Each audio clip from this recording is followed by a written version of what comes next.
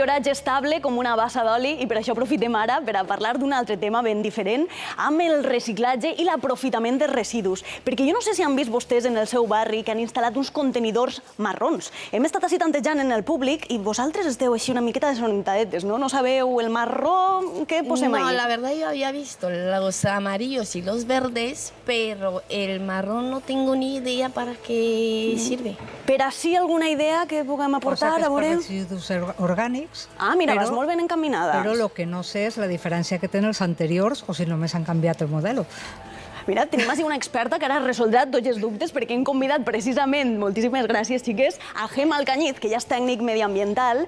Hola, bon dia, Gemma. A veure, trau-nos de dubtes perquè estàvem ahí que si residus orgànics, que si no sé què, però no sabem bé per què no existia abans este contenidor. Sí, ara tenim als carrers el 5è contenidor. Tenim el blau, el groc, el verd per al vidre i el gris, que és per a la resta, i ara tenim un contenidor marró, que és per a la resta de menjar, per als restes orgànics que fem a casa. Este, Gemma, és el que tindrem nosaltres en casa per a poder reciclar i portar-ho al contenidor marró més gran, no? En alguns municipis, quan posen el contenidor marró al carrer, estan donat aquests palets per a les cases, però si no tenim, també podem posar qualsevol altra bossa per a separar les restes orgàniques i després baixar-les al Clar, però contenidor Gemma, marró. anem a la pràctica, perquè si estan donant-nos els poalets, realment, però aquests poalets no sabem per a què serveixen, per exemple, si tenim tot este fem, què és el que dipositaríem així dins? Molt bé, així depositaríem tot menjar que s'ha fet malbé, que ja no serveix, que ja no podem utilitzar, ho depositaríem ahí. Estem parlant de menjar orgànic, és a dir, després tenim el no orgànic. Bueno, després ens diràs què és el que no haurien de ficar en el contenidor marró.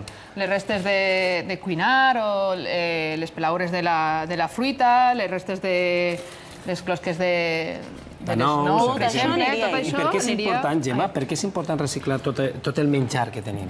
Clar, mireu, de tota la bossa de fem que normalment produïm a les nostres cases, més del 40% és restes orgànics. Més del 40% de totes les deixalles que Més del tirem 40%, quin percentatge generem nosaltres de material orgànic? Quina quantitat de Cada residus? vivenda, 1,5 quil, més o més, depèn de les Quilo i mig ciutats. per família, aproximadament. Exacte. Mare meua. I d'aquest quil i mig, el 40%, més o més, 40-41, és matèria orgànica. Si la separem, si la llevem de tota la resta, el que fem és que aquesta matèria orgànica es pot transformar en... Jovi està llevant tot el plàstic. Està mirant perquè el plàstic no valdria, el menjar orgànic estem parlant, tot restes de fruites... Tot això cap a marró. L'oli fregit no aniria, No aniria.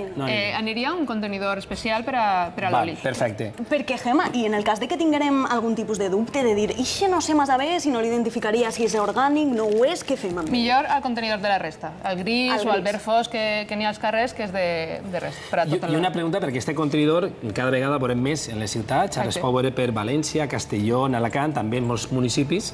Per a què serveix el que nosaltres destinem tot el menjar orgànic, residus orgànics? Com els trateu després?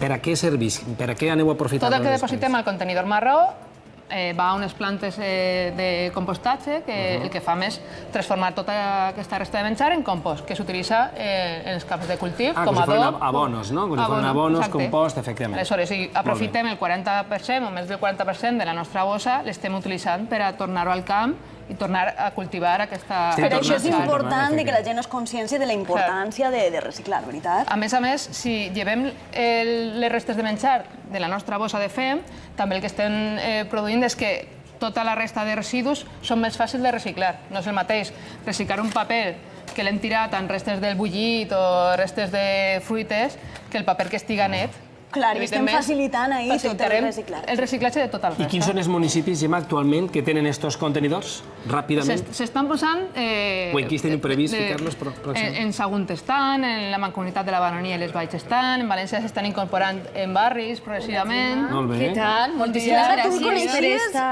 lliçó magistral. Estic aprenent moltíssimes coses, Maria, dels usos del... Vidros de reciclatge que tenim a casa. Sí. És obligat tindre-ho també perquè està comentant, Gemma, que el 40% de tot el que tirem són són residus orgànics. I a la redacció, perquè tenim el del paper per a reciclar, però les mandarinetes que mengem ja sabem on van. Val, doncs això anava a dir, ens el podem quedar, Gemma, ens quedem este poalet per a poder també reciclar des de la redacció del Matí a Punt. Moltíssimes gràcies per esta lliçó magistral, Gemma Alcañiz. Nosaltres acabem ja per avui. Els deixem ara amb l'Espai Terra Viva i tot seguit l'actualitat en l'informatiu Notícies Migdia. Nosaltres els tornem a esperar demà a partir de les 11:15 aproximadament amb tot l'entreteniment i la millor actualitat de la jornada. Passem bona vesprada. Adéu. Adéu.